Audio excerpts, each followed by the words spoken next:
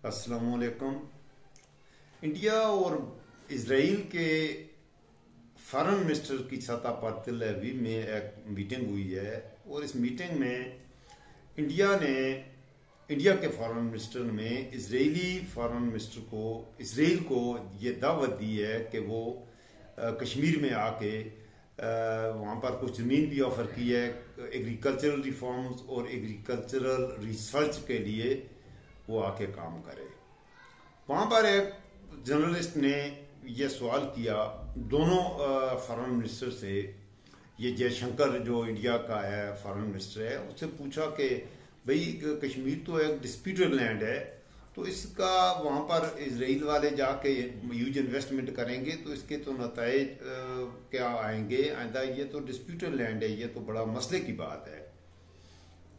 दोनों ने इत्तेफाक राय किया है कि कश्मीर को इंडियन, खासतौर पे इंडियन जो फॉरेन मिनिस्टर था जयशंकर, उसने कहा कि कश्मीर जो है वो पाकिस्तान का जो कश्मीर है इसको कहते हैं पीओके, इंडिया वाले कहते हैं, और ये मतलब पाकिस्तानी ऑक्युपाइड कश्मीर, जैसे हम कहते हैं इंडियन ऑक्युपाइड कश्मीर, इंडिया वाले कहते हैं पाकिस्तानी ऑक्युपाइड कश्मीर। बल्कि इंडिया में तो ऐसे भी है कि इंडिया में अगर आप नक्शे देखें, जो मैप्स छुपते हैं इंडिया में, उनकी दरसी कुतब में छुपते हैं या और भी उनके जो नक्शे हैं, उन नक्शों में भी आप देखें तो उसमें आपको ये वो आप नहीं छाप सकते। आप जो नक्शा छापते हैं उसमें पाकिस्तानी कश्मीर को भी इंडिया का हिस्सा दिखाया जाता है, और उस नक्शे में पाकिस्तान में जो छुपते हैं उसमें कश्मीर को अमूमन डिस्प्यूटेड लैंड के तौर पे उसको अलग कलर दिया जाता है कि ये डिस्प्यूटेड एरिया है इंडिया और पाकिस्तान का। पाकिस्तान के ऐसे को भी डिस्प्यूटेड लैंड ही दिखाया जाता है अमूमन, हालांकि वो है पाकिस्तान। कश्मीर जो है आधा पाकिस्तान में है, समझ लें आधा इंडिया में, थोड़ा बहुत अगर गिलगित बल्तिस्तान समेत आधा इस वक्त इंडिया के कब्जे में है, आधा पाकिस्तान के का हिस्सा है। अब इंडिया वाले या वहां कुछ मीडिया में कुछ दोस्त हैं, तो मैं उनके हवाले से ये बात कर रहा हूँ। इंडियन मीडिया पे ये खबर चली है और बड़ी कुव्वत के साथ चली है और खुशियों के शादियाने बजाए जा रहे हैं कि ये कोई दुनिया में इतनी बड़ी कामयाबी है कि कश्मीर की कुछ जमीन इसराइल को देना और उस जमीन पर एग्रीकल्चरल रिफॉर्म, जैसे इसराइल वालों ने, वैसे ये पहले भी, ये नई बात नहीं है, इसराइल ने पहले भी एग्रीकल्चरल रिसर्च पर इंडियन पंजाब में काफी सारे इन्वेस्टमेंट्स किए हैं और उनके अच्छे नताइज भी आए हैं। ये बुरी बात नहीं है, हम इस बात से नाराज बिल्कुल नहीं है और ये कोई परेशानी की बात है ही नहीं है। इंडिया वो एक मुल्क है, वो इसराइल के साथ वो दोस्ती रखना चाहता है और इसराइल को वो अपने मुल्क की जमीन ऑफर कर रहा है कि उसमें आके आप रिसर्च सेंटर बनाओ, और उससे इंडिया की एग्रीकल्चर में कुछ तरक्की भी हुई है। इंडिया की खासतौर पर पंजाब की जो एग्रीकल्चरल प्रोडक्शन हैं उसमें इजाफा हुआ है, तो ये तो अच्छी बात है, इसमें मैंने बात नहीं करनी। बात असल ये हो रही थी कि वो इंडिया के कुछ यूट्यूबर्स भी हैं और उसमें मीडिया के लोग भी हैं, वो सारे वो इस कदर खुश हुए, उन्होंने तो भंगड़े डालने शुरू कर दिए कि ये इतनी बड़ी कामयाबी हो गई है कि कश्मीर का मसला तो गया पाकिस्तान से, हम उसमें वो ये कह रहे हैं कि हम पाकिस्तान से हम कश्मीर ले लेंगे, स्ट्राइक करेंगे, ये करेंगे, वो करेंगे। देखें, मैं इंडिया के अवाम से भी, मेरे कुछ सब्सक्राइबर इंडिया से भी हैं, आप नाराज ना होना। मैं आपको हकायक आपके सामने रख रहा हूँ। ये आपको किस ख्वाबों की दुनिया में वो आपका एक यूट्यूबर है, पता नहीं है क्या ख्वाबों की दुनिया में वो आपको ले जा रहा है कि हम चीन पर करेंगे तो चीन से हम ऐसे ताकतवर हो जाएंगे, हम ये कर सकते हैं कि हम मंगोलिया के एरिए पे पहले जाके एयरबेस बनाएंगे, वहां से इंडिया को स्ट्राइक करेंगे, चाइना को स्ट्राइक करेंगे, चाइना हमसे हार जाएगा, फिर हम जाके ताइवान पे जाएंगे, वहां पर हम एक एयरबेस बनाएंगे और उस एयरबेस से हम शंघाई को और हांगकांग को स्ट्राइक करेंगे और हम चाइना को दुनिया के नक्शे से ही मिटा देंगे। हम जाएंगे रशिया से लेंगे जगह लेंगे, रशिया हमारा दोस्त है, चाइना पे स्ट्राइक करेंगे, इस तरह भी चाइना को हम शिकस्त दे देंगे, ये इस तरह की ख्यालाती किस्म की ये बातें हैं। हम चाइना के समंदर को बुला कर देंगे, इस तरह कर देंगे। ऐसे नहीं होता मेरे दोस्तों, मेरे प्यारे इंडियन दोस्तों, इस तरह नहीं होता। पहली बात तो यह है कि मैं ये अर्ज करूंगा कि अगर इसराइल और इंडिया की दोस्ती इस हद तक बढ़ती है, वो दोनों मिलकर भी स्ट्राइक करें पाकिस्तान में तो उसकी मैं आपको यूं मिसाल दूंगा कि अगर यूएसए अपने 36 नेटो अलाई समेत आकर अफगानिस्तान जैसे मुल्क पर स्ट्राइक करे और 25 इयर्स मुसलसल एक बहुत ही ह्यूज बजट के साथ, एक ह्यूज इन्वेस्टमेंट के साथ वो अफगानिस्तान को कैप्चर नहीं कर सका, तो पाकिस्तान एक बड़ा मुल्क है यार, पाकिस्तान एक बड़ी ताकत है। ये मुमकिन नहीं है कि आप पाकिस्तान को कैप्चर कर लोगे, ये इतनी आसान बात नहीं है। और दूसरी बात यह है कि अगर आप मोहब्बत से, मैं तो चाहता हूं कि हमारी आपस में मोहब्बत का ट्रेड हो तो बेहतर है, दोस्ती हो बेहतर है। इंडिया और पाकिस्तान अगर एक दूसरे के साथ मिल के ही चले तो बेहतर है। नफरतों की जो फसल बोई हुई है इसे अब काट देना बेहतर है और इसकी जगह मोहब्बतों के बीज बोए अगर हम, तो वो सैर लुधियानवी के बकौल इसलिए शरीफ इंसानों जंग टलती रहे तो बेहतर है, आप और हम सदी के आंगन में शम्मा जलती रहे तो बेहतर है। तो मोहब्बत की शम्मा जलाएंगे तो ये बेहतर होगा। मेरे ख्याल में तो यही बेहतर होगा कि हम और इंडिया के हमारे दोस्त हम दोस्ती ही रखें तो बेहतर होगा। दोस्ती नहीं हो रही, मुख्तलिफ रीजन थे, सियासी इसके भी रीजन थे। मौजूदा हालात को अगर देखा जाए तो अगर जंग की कैफियत में हम जाएंगे तो उसके नताइज क्या होंगे इस पर भी गौर कर लेना चाहिए पहले ही। न्यूक्लियर पावर्स हैं दोनों, और पाकिस्तान में गुज़श्ता कुछ अरसे से ये ठीक है कुछ मसाइल हैं, लेकिन इन मसाइल का यह मतलब नहीं है कि पाकिस्तान कोई कमजोर मुल्क है।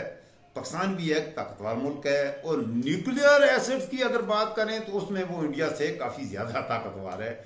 इंडिया के पास जितने न्यूक्लियर आर्सनल्स हैं पाकिस्तान के पास उससे 25% ज्यादा है। फिर इंडिया के जो 98 में जो एटमी धमाके किए थे उनका अगर देखते हैं हम, तो इंडिया ने जो धमाके किए थे वो 80-85 टन के धमाके थे, पाकिस्तान ने जो किए थे वो 145 to 150 थे। तो ऑलमोस्ट पाकिस्तान के जो न्यूक्लियर बम्स हैं वो इंडिया से ऑलमोस्ट ताकत में डबल हैं, दुगने हैं, तादाद में भी ज्यादा है। इंडिया के पास कहते हैं कि इस वक्त नियर अबाउट 150 to 160 न्यूक्लियर वो बम्स हैं, जबकि पाकिस्तान के खिलाफ पाकिस्तान के पास 200 हैं। पाकिस्तान लीड में है। एयर स्ट्राइक में भी पाकिस्तान लीड में जाता है। ये मैं आपको हकीकत बता रहा हूँ, मौजूदा हालात बता रहा हूँ कि वो आपने पीछे जब कारगिल के वो मसले पे आपने किया था, इधर बालाकोट स्ट्राइक किया था, तो उसके जवाब में पाकिस्तानियों ने फिर भी माशाल्लाह आपको अभिनंदन को चाय भी पिलाई थी। तो पाकिस्तानी इजरायली भी आएंगे तो पाकिस्तानी आपको फंटेस्टिक कप ऑफ टी पिलाएंगे, ये बात होगी। अगर आप पाकिस्तान पे स्ट्राइक करेंगे तो आप क्या तवक्को करते हो कि पाकिस्तानी को आवाम खड़ी है यहाँ पर फूलों के वो हार लेके खड़ी है, वो आपको फूलों के हार पहनाएंगे? नहीं होता है ऐसे। आप स्ट्राइक करेंगे तो जवाब में स्ट्राइक होगा। यार ऐसे बातें नहीं करनी चाहिए। और वो आपके जो यूट्यूबर्स इस तरह की बकवासात करते हैं, इनसे बाहर निकलो। अगर आप इसराइल के साथ, पहली बात, दूसरी बात वो ये कह रहे हैं पाकिस्तान की चाइना के साथ कुछ दोस्ती है, ये आजम नहीं हो रही, और वो कह रहे हैं जी कि अब हमारा एलाई, जैसे पाकिस्तान का एलाई चाइना है, हमारा एलाई इसराइल बन गया है। इस बात पे ज्यादा भंगड़े आप डाल रहे हैं, खुश हो रहे हैं। पहली बात तो ये मेरे दोस्तों, कोई किसी का एलाई नहीं होता। ये मफादात के लिए दोस्तियां होती हैं, मफादात के लिए दुश्मनियां होती हैं। और मैं तो कहता हूं कि इंडिया और पाकिस्तान बजाय तुम इसराइल की मदद लेने के, अगर तुम अपने आप को इतना ताकतवर समझते हो, इंडिया इतना ताकतवर है और पाकिस्तान इतना कमजोर है, तो आओ स्ट्राइक करो, दैट्स इट। इसराइल के पीछे क्यों जा रहे हो? इंडिया तो तुम कहते हो खुद भी बहुत बड़ा ताकतवर है, इंडिया बहुत ताकतवर है, पाकिस्तान कमजोर है। तो स्ट्राइक करके देख लो कितना कमजोर है पाकिस्तान और तुम कितने ताकतवर हो। तुम इसराइल से मदद लेके भंगड़े डाल रहे हो। पाकिस्तानी चाइना से मदद लेके भंगड़े कभी भी नहीं डालेंगे। पाकिस्तान तो अपना डेटरेंस एक है वो बरकरार रखना है, तो वो उसके लिए करेंगे। लेकिन असल बात जो मैं कहना चाह रहा हूं वो ये है कि ये हम दोनों मुल्कों को का बेड़ागर कर रही है। इससे बाहर निकलो। जंग मसलों का हल नहीं हुआ करती, नफरतें मसलों का हल नहीं हुआ करती। दुनिया में तब्दीलियां ग्लोबली है, बहुत बड़ी तब्दीलियां आ रही हैं। दोस्त जर्मनी और फ्रांस दोस्त हैं, उनकी दुश्मनियां हमसे ज्यादा थी, वो उनकी दुश्मनियां दोस्तियों में बदल गई हैं।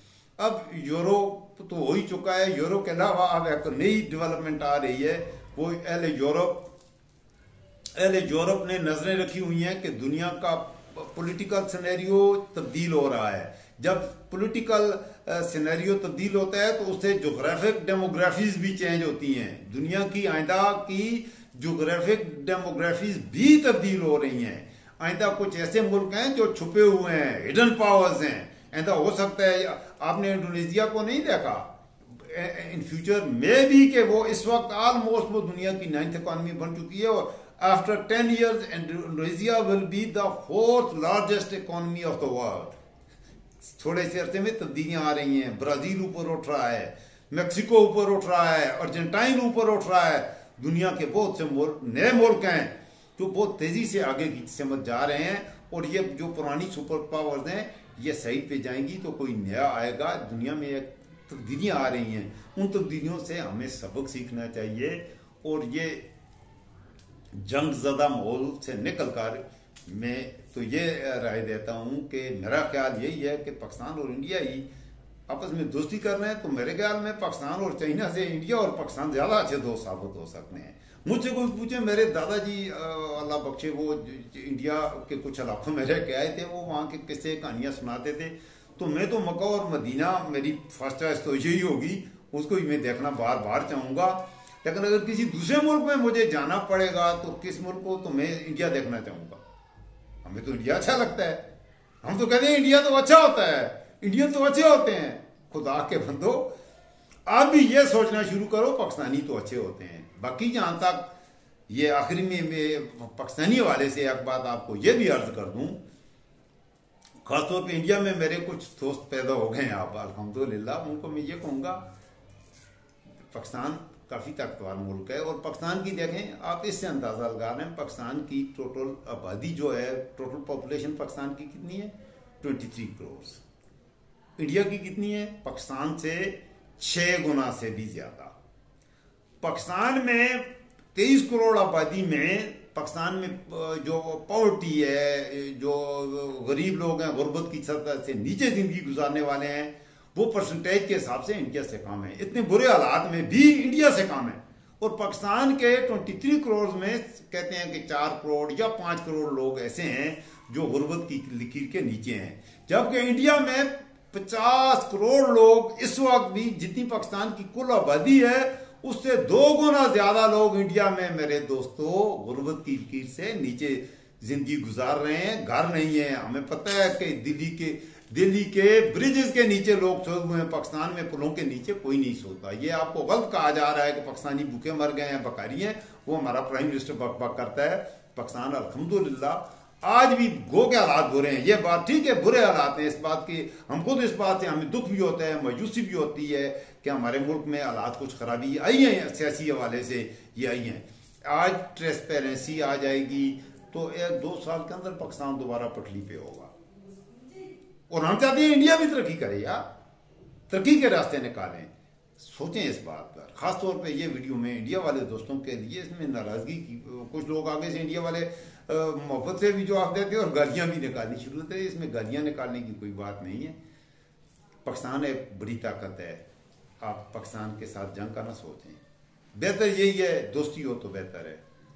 अपना ख्याल रखें, इंडिया और पाकिस्तान दोनों का ख्याल रखें, अपने मुफादात का ख्याल रखें। आपका अपना इब्न इस्कंदर खान।